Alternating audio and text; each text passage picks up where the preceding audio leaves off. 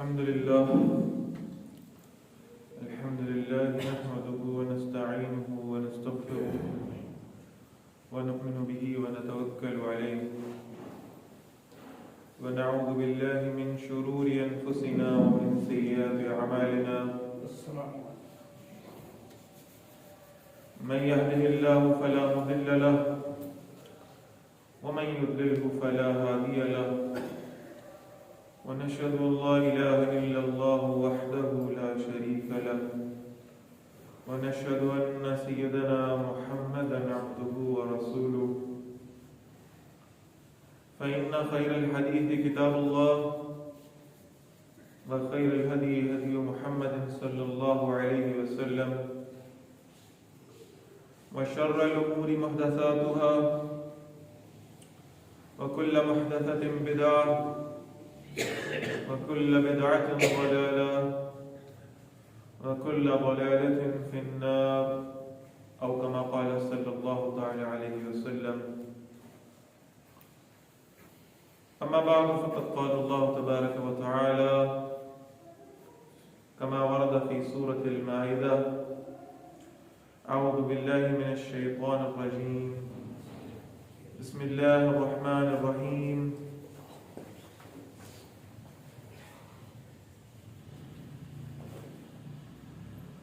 وأن استغفروا ربكم ثم توبوا إليه يمتعكم متاعا حسنا إلى أجل مسمى ويؤتي كل ذي فضل فضله وإن تولوا فإني أخاف عليكم عذاب يوم كبير إلى الله مرجعكم وهو على كل شيء قدير. صدق الله العظيم. وقال الله تبارك وتعالى: أفلا يتوبون إلى الله ويستغفرونه والله غفور رحيم.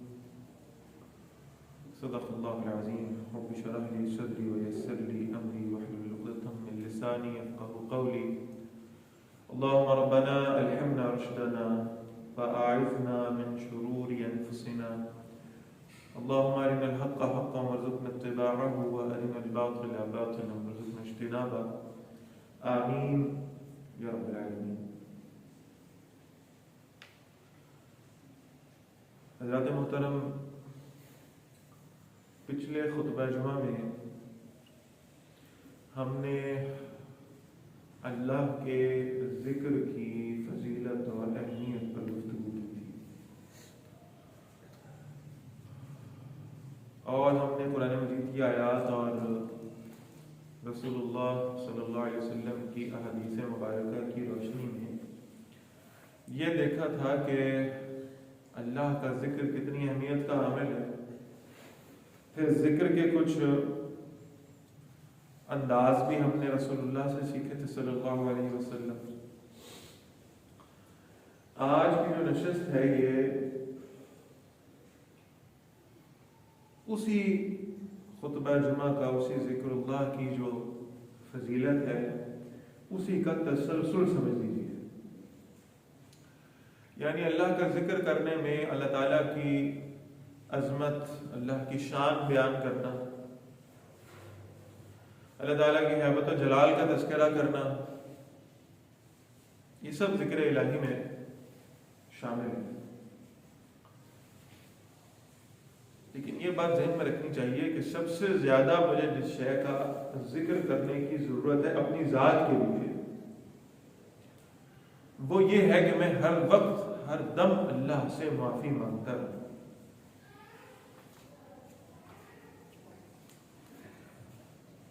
لیکن یہ بات ذہن میں رہنی چاہیے کہ اللہ تعالیٰ سے استغفار اور معافی ہم تب طلب کریں گے جب ہمیں اپنے گناہ گار ہونے کا احساس ہوگا. جب احساس ہی کوئی نہیں. قرآن مجید کچھ لوگوں کے بارے میں فرماتا ہے کہ شیطان ان کو ان کے اعمال مزین کر کے دکھاتا ہے.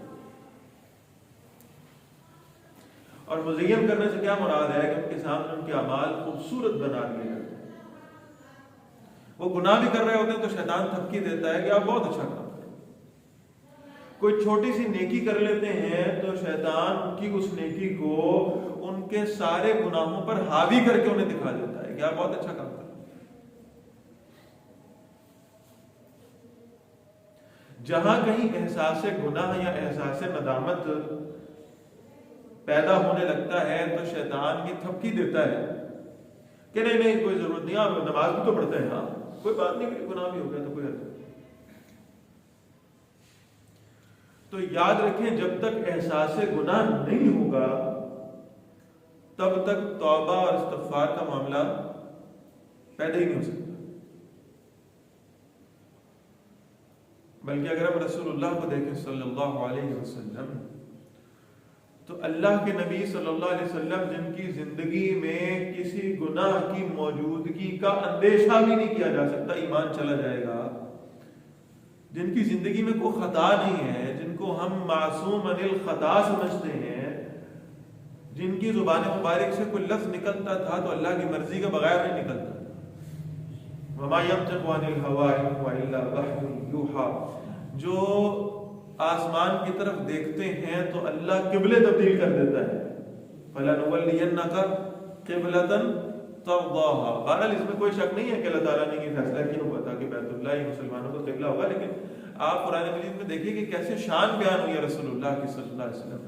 فَلَنُوَلِّيَنَّكَ قِبْلَةً ترضاها، آپ کی رضا کی خاطر، آپ کی خوشنودی کی خاطر ہم آپ کو قبلہ تبدیل کریں۔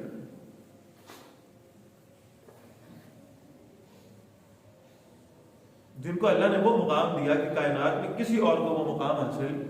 نہیں ہو پائے گا، جن کو معراج پہ بلایا گیا، جن کو اللہ کی قربت میسر آئی ہے، جن کو یہ سب کچھ اپنی آنکھوں سے دکھا دیا گیا ہے، وہ رسول اللہ صلی اللہ علیہ وسلم خود فرما رہے ہیں کہ میں، ایک روایت میں آتا ہے ایک دن میں 70 مرتبہ، اور دوسری روایت میں آتا ہے ایک دن میں 100 مرتبہ اللہ سے استغفار کرتا ہوں۔ تو اگر اس نسبت سے اگر ہم گننا شروع کریں اور حساب لگانا شروع کریں تو ہمیں تو شاید پھر سارے دن میں، ساری رات میں، ہر لمحہ اللہ سے معافیاں مانگنے کی ضرورت ہے۔ وہ شخصیت جن کی زندگی میں کوئی گناہ اور خطا نہیں ہے، اگر وہ ہر وقت اللہ سے معافیاں طلب کر رہے ہیں، اللہ سے استغفار کر رہے ہیں، تو پھر ہم تو اتنے گناہگار ہیں کہ بہرحال ہمیں ہر وقت اللہ سے معافی مانگتے رہنا چاہیے، ہر وقت اللہ سے توبہ کرتے رہنا چاہیے۔ یہ معاملہ صحابہ کا بھی تھا۔ اگر کبھی کہیں خطا ہو جاتی تھی تو اتنی خالص توبہ ہوا کرتی تھی۔ ایک قبیلہ تھا بنو جوہینہ، اس قبیلے کی ایک عورت سے زنا کا ارتکاب ہو گیا۔ وہ عورت رسول اللہ صلی اللہ علیہ وسلم کی خدمت میں حاضر ہوئی، اس نے عرض کیا کہ اللہ کے نبی صلی اللہ علیہ وسلم، مجھے گناہ کا اور اس پر ندامت کا شدت سے احساس ہے، تو میں آپ کے پاس حاضر ہوئی ہوں، مجھے اس کی سزا دیں تاکہ میری آخرت کی سزا جو ہے نا وہ ختم ہو سکے۔ اللہ کے رسول صلی اللہ علیہ وسلم نے اس کے ولی کو بلایا اور اس کے ولی سے کہا کہ اگر یہ حاملہ ہے تو جب تک اس کا بچہ پیدا نہیں ہو جاتا تو اس کا خیال رکھو، اسے اچھا کھلاؤ پلاؤ، اور جب بچہ ہو جائے تو پھر میرے پاس لے آؤ۔ اور ایک دوسری روایت میں آتا ہے کہ وہ بچہ پیدا ہو گیا، پھر آپ صلی اللہ علیہ وسلم نے فرمایا اب تیرے اوپر لازم ہے کہ 2 سال اس کو دودھ پلا، پھر واپس آ۔ وہ پہلے یعنی 9 ماہ اس بچے کی پیدائش کی اور اس کے بعد 2 سال اس کو دودھ پلانے کے، وہ تیسری مرتبہ پھر آگے رسول اللہ کے پاس صلی اللہ علیہ وسلم، اللہ کے نبی صلی اللہ علیہ وسلم مجھے سزا دیجیے میرے گناہ کی، میں قیامت کی سزا نہیں بھگت سکتی۔ اللہ کے نبی صلی اللہ علیہ وسلم اس کو سنسار کرایا، اس کا انتقال ہو گیا، جنازے کا وقت آیا، رسول اللہ صلی اللہ علیہ وسلم اس عورت کا جنازہ خود پڑھانے کے لیے کھڑے ہو گئے۔ حضرت عمر رضی اللہ تعالیٰ عنہ آئے، اللہ کے رسول صلی اللہ علیہ وسلم سے عرض کیا یا رسول اللہ صلی اللہ علیہ وسلم، آپ اس عورت کا جنازہ پڑھانے لگے ہیں کہ جس نے زنا کا ارتکاب کیا تھا اور جسے سنسار کیا گیا ہے، جسے رجم کیا گیا ہے، آپ اس کا جنازہ پڑھانے آ گئے، کیا یہ غیر مناسب نہیں ہے؟ اب آپ جواب سنیں، صحیح حدیث میں واقعہ مذکور ہے، اللہ کے رسول فرماتے ہیں صلی اللہ علیہ وسلم، عمر اور یہ یاد رکھیے گا اس جملے کو سننے سے پہلے کہ اس وقت مدینہ منورہ میں میرے آپ کے جیسے لوگ نہیں رہتے تھے، صحابہ رہتے تھے، صحابہ۔ اللہ کے رسول صلی اللہ علیہ وسلم فرمایا عمر اس عورت نے جتنے خلوص دل سے اللہ سے توبہ کی ہے، اگر اس عورت کی توبہ کو مدینہ منورہ کے 70 لوگوں میں تقسیم کر دیا جائے تو ان 70 کی توبہ کے لیے اس اکیلی کی توبہ کافی ہو جائے گی۔ اللہ ان 70 لوگوں کی مغفرت کرے۔ اس نے اتنے خلوص دل سے اللہ سے معافی مانگی، میں کیوں اس کا جنازہ نہ پڑھاؤں، میں کیوں اس کے لیے اللہ سے مغفرت کی دعا نہ کروں؟ اس نے اتنے خلوص دل سے اللہ سے معافی مانگی۔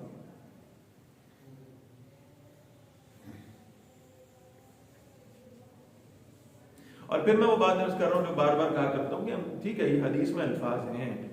کہ اللہ کے رسول فرماتے ہیں صلی اللہ علیہ وسلم کہ اللہ تعالیٰ اپنے بندے سے 70 ماؤں سے زیادہ محبت کرتے ہیں، لیکن اس حدیث کو سطحی طور پہ نہیں سمجھنا چاہیے۔ عربی زبان کا قاعدہ ہے کہ جہاں 70 کا یا 700 کا لفظ استعمال ہوتا ہے یہ کثرت سے کنایا کے معنوں میں ہے۔ یہ 70 کا مطلب 70 ہی نہیں ہے، 70 بلکہ 70 100 بلکہ 70 ہزار بلکہ 70 لاکھ 70 کروڑ 70 ارب اور جتنی گنتی آپ کر سکتے ہیں، اتنی مائیں بھی ہوں اور ان سب کی محبتوں کو جمع کیا جائے تو ان سے بھی زیادہ اللہ کی وہ محبت ہے جو وہ اپنے بندے سے کرتا ہے۔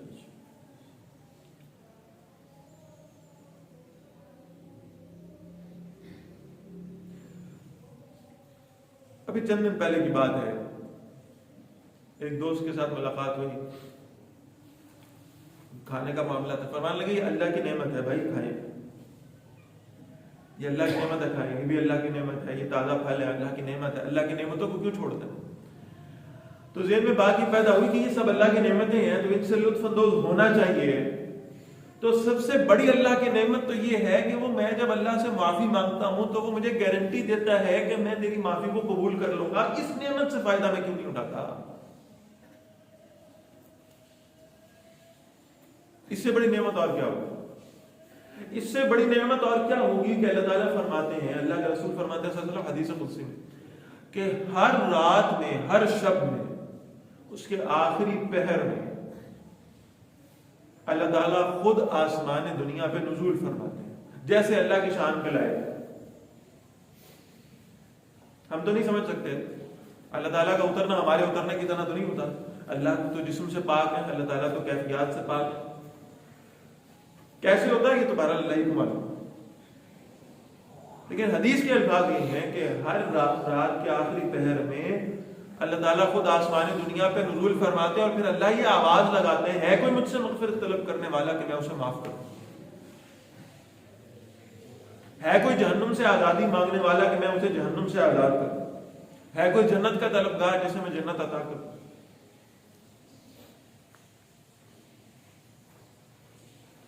یہ آواز اللہ کی جانب سے لگائی جا رہی ہے۔ تو پھر کیا یہ کفران نعمت نہیں ہوگا کہ ہمیں معلوم ہو کہ ہر شب رات میں اللہ تعالیٰ خود آسمان دنیا پہ نزول فرماتا ہے اور ہم اس وقت میں سوئے رہے؟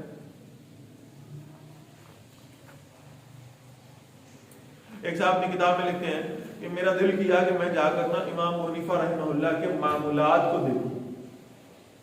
امام حنیفہ رحمہ اللہ کے معمولات کیا ہے میں دیکھوں۔ تو کہتے میں چلا گیا اور خاموشی سے دیکھنا شروع ہو گیا۔ سارا دن امام حنیفہ رحمہ اللہ کا جو معمول گزرا ہے وہ کیا گزرا ہے کہ درس ہو رہے ہیں، تعلیم ہو رہی ہے، شاگردوں کو پاس بٹھایا ہوا ہے، ان کو پڑھا رہے ہیں، سکھا رہے ہیں، سب کر رہے ہیں، سارا دن اللہ کے دین کے لیے لگ رہے ہیں۔ کہتے رات کو امام حنیفہ رحمہ اللہ اپنے گھر کی طرف گئے، اور آپ کو یہ ذرا ذہن میں ہونا چاہیے کہ امام حنیفہ رحمہ اللہ مالی اعتبار سے مستحکم آدمی تھے، تو سہولیات بھی موجود تھیں اور بہرحال یہ کہ اچھی نیند بھی لی جا سکتی تھی۔ وہ کہتے ہیں میں نے چھپ کر امام حنیفہ رحمہ اللہ کو دیکھنا شروع کیا تو دن میں، ابھی الفاظ کتاب کے میں کوٹ کر رہا ہوں جو انہوں نے لکھے ہیں، کہ دن میں امام حنیفہ رحمہ اللہ کا لباس عالمانہ تھا۔ کیسا لباس تھا؟ عالمانہ، یعنی ظاہر ایک عالم کی ایک شان ہے، اس کا ایک استغنا ہے، اس کی ایک کیفیت ہے۔ عالمانہ لباس، بڑا صاف ستھرا تھا لباس پہن کر، بڑے غنا کے ساتھ، بڑے رکھ رکھاؤ کے ساتھ اپنے شاگردوں کے ساتھ بیٹھنا، یہ علماء کی شان ہے۔ تو وہ کہتے ہیں امام حنیفہ رحمہ اللہ کا جو لباس تھا دن کے وقت وہ عالمانہ لباس تھا، اور رات کو جب وہ اپنے گھر گئے ہیں تو انہوں نے عالمانہ لباس تبدیل کر کے غلامانہ لباس پہنا، غلامانہ لباس، اور پھر مصلی بچھایا اور پھر اللہ کے حضور کھڑے ہو، اور پھر پوری رات اللہ کے سامنے بیٹھ کر روتے اور گڑ گڑاتے رہے کہ اے اللہ تو میری توبہ کو قبول فرما۔ اتنی خدمت جس شخص نے دین کی ہو وہ بھی اپنی راتیں اس انداز میں گزار رہا ہے کہ اللہ کے سامنے توبہ استغفار کی منادی کرتا رہے۔ عبداللہ بن مبارک رحمہ اللہ بہت بڑے محدث، بہت بڑے طاقت، ان کے بارے میں آتا ہے کہ رات کو سونے سے قبل مصلی بچھایا کرتے تھے،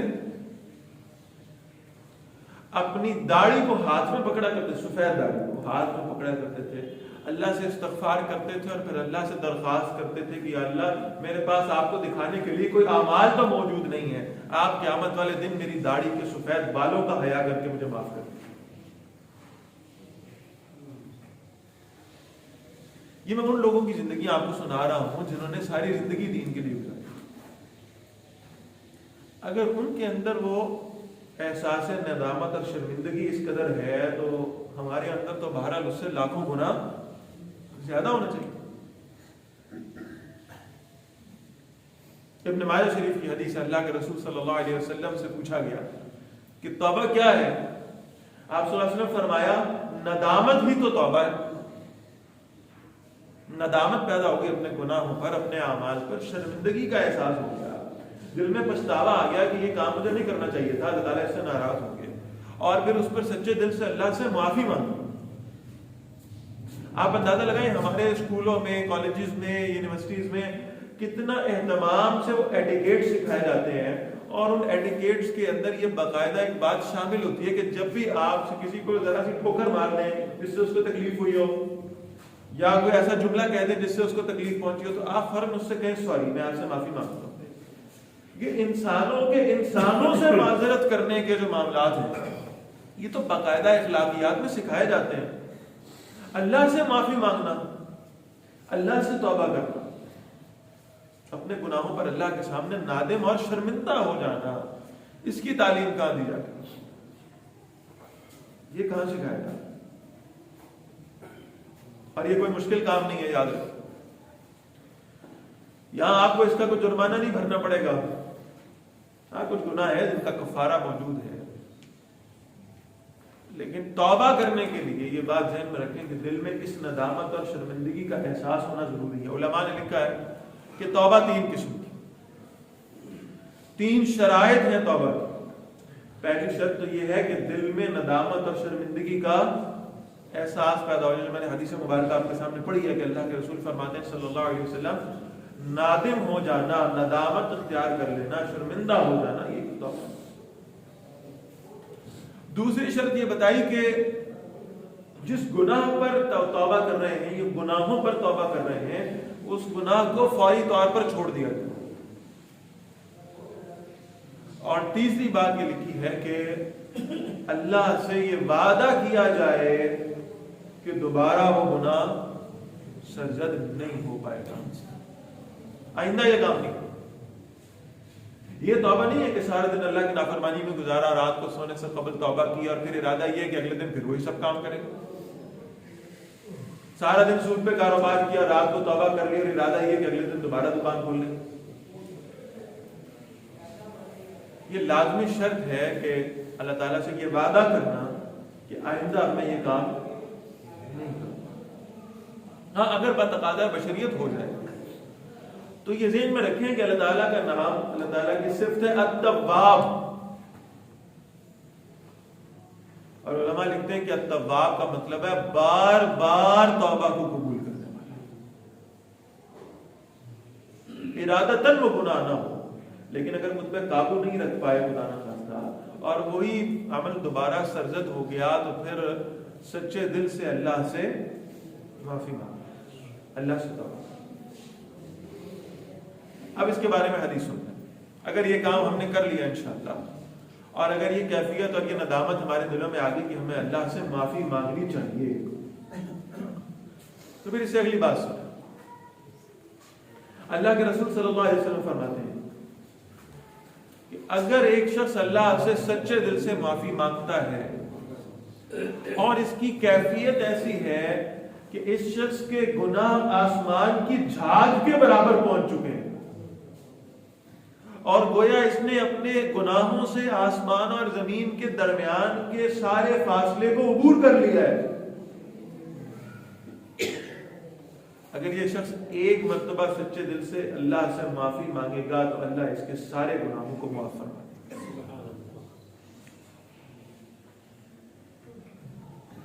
کعب بن مالک رضی اللہ عنہ بڑے جلیل القدر صحابی ہیں، غزوہ تبوک پہ ساتھ نہیں جا سکے. اللہ کا حکم تھا کہ سب نکلیں گے، نہیں نکل سکے، اپنی سستی کی وجہ سے نہیں جا سکے. جب منافقین کے بارے میں وعیدیں آئی ہیں تو انہوں نے اللہ سے معافی مانگی، توبہ کی. اللہ تعالیٰ نے ان کی توبہ کو قبول فرما لی. 3 لوگ تھے، اللہ نے ان کی توبہ کو قبول فرما لی. اب اگلی روایت سنیں، ابن ماجہ کی روایت. کعب بن مالک رضی اللہ عنہ کہتے ہیں کہ جب مجھے کسی نے آ کر بتایا کہ اللہ نے تمہاری توبہ کو قبول فرما لیا ہے اور رسول اللہ صلی اللہ علیہ وسلم نے اس کا اعلان کر دیا ہے کہ اللہ نے کعب کی توبہ کو قبول کر لیا ہے،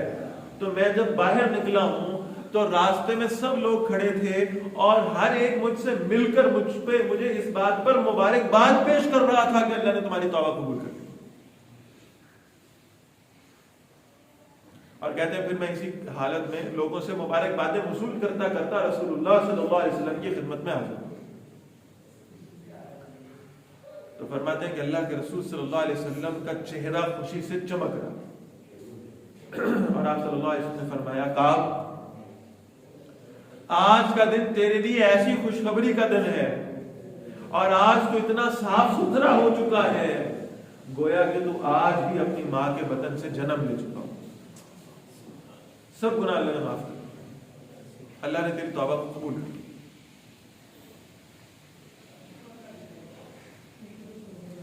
تو اللہ تعالیٰ کے ساتھ یہ تعلق اور ربط قائم کرنا ہے. اور بس آخری بات کی عرض کر رہا ہوں، اللہ تعالیٰ بے شک غفور الرحیم ہے، معاف کرنے والے ہیں، رحم فرمانے والے ہیں. تو علماء یہ لکھتے ہیں کہ یہ جو آسمانی آفات ہم پر آتی ہیں، یہ جو بیماریاں ہم پر آتی ہیں، اور پھر خاص طور پر وہ بیماریاں جو پھیلنے والی بیماریاں، ان کے حوالے سے علماء نے یہ لکھا ہے کہ اصل میں یہ کسی قوم پر اگر آ جاتی ہیں تو یا یہ اللہ کی جانب سے آزمائش ہے، اور دوسرا معاملہ یہ ہے کہ اللہ کی جانب سے ان گناہوں کا جو قوم جس گناہوں میں مبتلا ہو چکی ہے، ان گناہوں پر اللہ کی جانب سے یہ عذاب دنیاوی کی کیفیت ہے. آج ہم بیماری سے دوچار ہیں اور بیماری تیزی سے پھیلتی جا رہی، بچنا ممکن نہیں ہے، بہت مشکل معاملہ. کتنے ایسے لوگ ہیں جو اللہ کے پاس پہنچ چکے اور کتنے ایسے لوگ ہیں جو اب بھی بیمار ہیں، اس بیماری سے دوچار ہیں،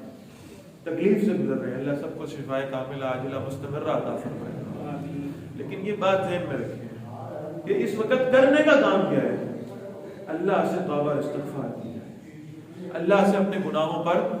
معافی مانگی جائے، اور یہ توبہ انفرادی بھی ہو اور اجتماعی بھی ہو. میں بھی اپنے گناہوں پر توبہ کروں، آپ بھی اپنے گناہوں پر توبہ کریں، اور اس کے ساتھ ساتھ یہ معاملہ بھی ذہن میں رہنا چاہیے کہ وہ گناہ جو ہم نے اجتماعی طور پہ شروع کیے، پورے ملک کے اندر ہم نے سود کو پھیلایا کہ نہیں پھیلایا؟ پورے ملک میں بے حیائی کو ہم نے عام کیا کہ نہیں کیا؟ سنیے حدیث. اللہ کے رسول فرماتے ہیں صلی اللہ علیہ وسلم، فرماتے ہیں جب زمین کے اوپر کھڑے ہوئے کچھ لوگ اللہ کی نافرمانیاں کرتے ہیں نا، تو یہ زمین کانپتی ہے اور یہ زمین اللہ سے درخواست کرتی ہے کہ یہ لوگ میرے سینے پر کھڑے ہو کر آپ کی بغاوت اور نافرمانی کر رہے ہیں، مجھ سے یہ برداشت نہیں ہوتا، آپ مجھے حکم دیں میں کھل جاؤں، پھٹ جاؤں اور انہیں اپنے اندر سے موڑوں. اور آسمان اللہ سے درخواست کرتا ہے کہ یہ میری چھتری تلے کھڑے ہو کر آپ کی نافرمانیاں کر رہے ہیں، آپ مجھے حکم دیں، آپ مجھے اجازت دیں، میں ان پر گر پڑوں اور ان کو تباہ کروں۔ اور آپ صلی اللہ علیہ وسلم فرماتے ہیں، اللہ تعالیٰ انہیں جواب دیتے ہیں، اے زمین اگر یہ تیرے بندے ہیں تو پھٹ جا، اور اے آسمان اگر یہ تیرے بندے ہیں تو ٹوٹ پڑ ان پر، اور اگر یہ میرے بندے ہیں تو میں ابھی ان کو مہلت دیتا ہوں کہ یہ مجھ سے معافی مانگے، یہ معافی مانگے، اور اگر یہ مجھ سے معافی مانگیں گے تو میں ان کو معاف کروں۔ اور آخری حدیث میں عرض کر رہا ہوں، اللہ کے نبی صلی اللہ علیہ وسلم فرماتے ہیں وہ شیطان، جب سارا معاملہ ہوا نا سورۃ الاعراف میں، اس کی پوری تفصیل موجود ہے، شیطان کو اللہ نے حکم دیا سجدے کا، اس نے نہیں کیا، پھر اللہ تعالیٰ نے اسے اپنی بارگاہ سے نکالا، تو نکلتے نکلتے اس نے جو الفاظ کہے، رسول اللہ صلی اللہ علیہ وسلم نے حدیث مبارکہ میں الفاظ کا تذکرہ فرمایا ہے۔ تو آپ صلی اللہ علیہ وسلم فرماتے ہیں، ترمذی شریف کی حدیث ہے، آپ صلی اللہ علیہ وسلم فرماتے ہیں شیطان نے اللہ سے کہا، اے میرے رب، آپ کے عزت اور جلال کی قسم، میں انہیں تب تک گمراہ کرتا رہوں گا جب تک ان کے جسم میں ان کی روح موجود ہے۔ میں تب تک انہیں گمراہ کرتا رہوں گا جب تک ان کے جسم میں ان کی روح موجود ہے۔ جب تک روح اور جسم الگ الگ نہیں ہوتے نا، تب تک میں انہیں گمراہ کرتا رہوں گا، تب تک یہ مجھ سے بچ نہیں سکیں گے۔ تو اللہ تعالیٰ نے جواب میں شیطان کو کہا، یہ حدیث کا الفاظ، اللہ تعالیٰ نے فرمایا، مجھے میرے عزت اور جلال کی قسم، یہ جب تک مجھ سے معافیاں مانگتے رہیں گے میں ان کو معاف کرتا رہوں۔ حضور فرماتے ہیں صلی اللہ علیہ وسلم، اللہ نے اپنے اوپر رحمت کو واجب کر لیا، اور اللہ نے عرش پر اپنے سامنے کلمہ لکھوا دیا ہے جو ہر وقت اللہ کے سامنے رہتا ہے، ہر شے اللہ کے سامنے ہے، لیکن عرش پر ایک کلمہ اللہ نے لکھوایا، اور وہ کلمہ کیا ہے؟ سبقت رحمتی علی غضبی، میری رحمت میرے غضب پر سبقت لے گئی۔ یہ معافیاں مانگنے کا وقت ہے، یہ اللہ سے توبہ کرنے کا وقت ہے، یہ اللہ کے سامنے جھکنے کا وقت ہے، یہ اللہ سے یہ وعدہ کرنے کا وقت ہے کہ ہم آئندہ اس گناہوں کی زندگی سے توبہ کرتے ہیں اور آئندہ یہ گناہوں کی زندگی نہیں گزاریں گے۔ تو آج ہم سب اس بات کا تہیہ کریں، اللہ تعالیٰ یہ جو بھی سختیاں، جو بھی مصیبتیں، جو بھی آزمائشیں، چاہے وہ معاشی طور پر ہیں، چاہے وہ جسمانی طور پر ہیں، اللہ یہ سب ہم سے دور فرما دے گا اگر ہم سچے دل سے اللہ سے معافی مانگیں، اپنے انفرادی گناہوں پر بھی اور اپنے اجتماعی گناہوں پر بھی، اور اللہ تعالیٰ کے سامنے ہم یہ درخواست رکھیں کہ اللہ تعالیٰ یہ سب مشکلیں ہم سے اٹھا لیں، اور اللہ تعالیٰ ہمارے سب گناہ جو چاہے چھوٹے ہیں بڑے ہیں، جانے انجانے میں، دانستہ یا نادانستہ جیسے بھی وہ گناہ ہوئے ہیں، اللہ ان سب پر ہمیں معاف فرما دے، اللہ ہم سب کی توبہ کو قبول فرما لے۔ اقول قولی ھذا واستغفر اللہ لی ولکم ولسائر المسلمین والمسلمات۔